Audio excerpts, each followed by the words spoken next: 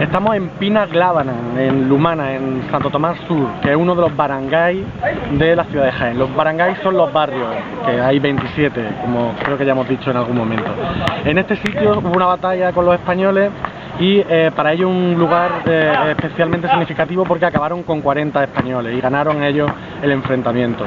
Por eso levantaron ese monumento al fondo con el que quieren recordar aquel enfrentamiento.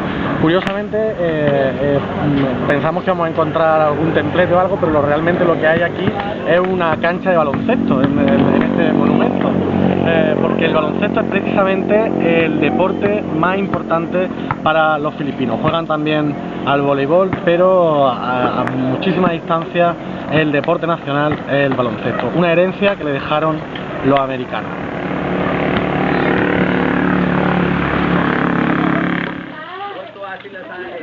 Palagi daw nakangiti mo ang tao. Hospitable. Saan po ba? Saan?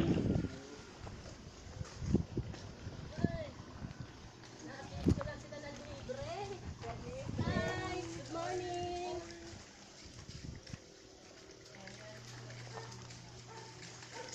Simpa! Saan na ba sila?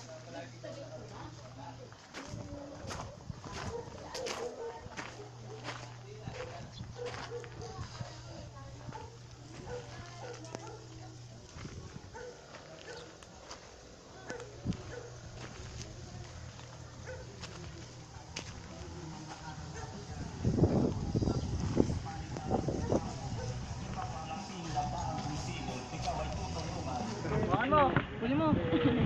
Yan, kunin mo. Kunin mo sa inyo. Yan. Kunin mo kasi. Kunin mo na. Yan, o. Yan.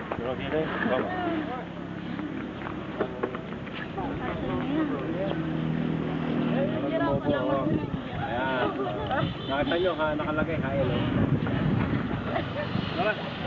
Yung marunong. Oo nga, pala mo yung para.